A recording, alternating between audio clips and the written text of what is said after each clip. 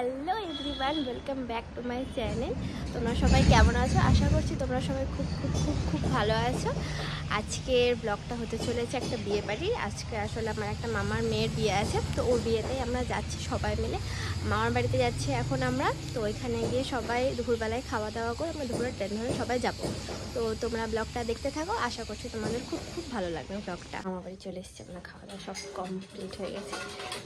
Bag দেখাচ্ছি তোমাদেরকে। এখানে একটা ব্যাগ, এখানে অতগুলো ব্যাগ, এদিকে ব্যাগ আছে, এইদিকে সবার খাওয়া দাওয়া চলছে।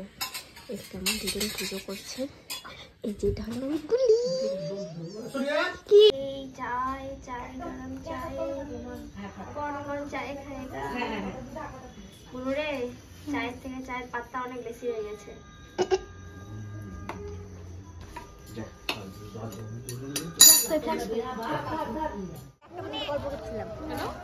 সবাই খাটে বসে গল্প করছিলাম, খাটে বসে গল্প করছিলাম। চলো চলো চলবো, বসি বসি করতে করতে ব্যাগ একটা বেরিয়ে গেছে। তারপরে এদের ঘুষ জ্ঞান এসেছে কি করতে, যে ঘুমাতে হবে, রাত্রি হয়ে গেছে। বল হাওয়া বুঝতে পারছো না কেন? নো শেষ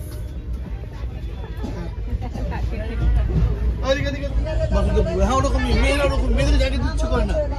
তুমি বুঝবে তো কতটা বুঝবে নামবে না। আমি মেয়েদের আমি জায়গা দিই না।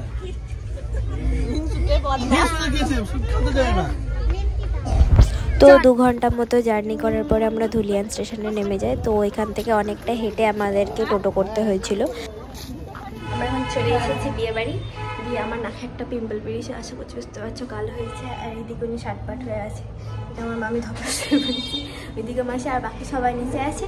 আমি রেডি হয়ে তোমাদের সাথে একবারে তো তাড়াতাড়ি ফ্রেশ হয়ে সঙ্গে সঙ্গে রেডি হতে বসে গেছিলাম। তো তা আগে শাড়িটা পরে নিয়েছিলাম আর পরে করে, আর চুলটা মা বেঁধে দিচ্ছিল। একা একা যেহেতু বাঁধতে পারছিলাম না, কারণ ওই ঘরটাতে আয়না ছিল না। তো এই কারণে মাকে বললাম মা একটু খোপাটা করে দাও। তো ওই আর কি, মা একটুখানি খোপা করে দিচ্ছিল। আর এদিকে ভাইকেও আমার মাই রেডি করাচ্ছিল। এখনো রেডি হয়নি, ফুল লুকটা তোমাদেরকে পরে দেখাচ্ছি। এখন হেঁটে হেঁটে বিয়ের বাড়ি যাচ্ছি। তো এইরকমই লুক হয়েছে, দেখা যাক। ঠান্ডা লাগছে, খুবই ঠান্ডা লাগছে এত ঠান্ডাতে। জুতো চুরি করবে তাই?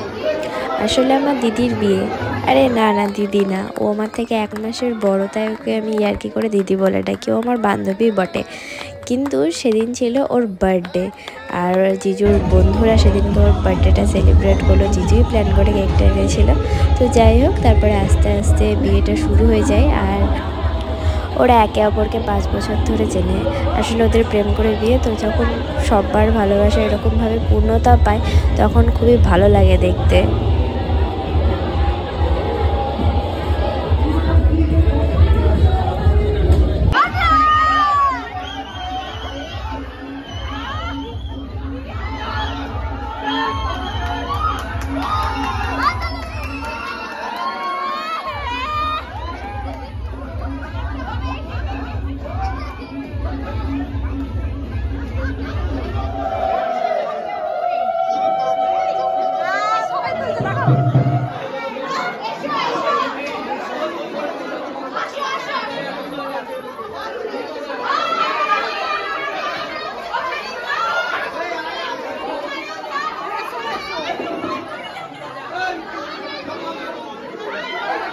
হেলে কেঁপে কাঁপতে কাঁপতে বিয়ে বাড়ি থেকে চলে এলাম।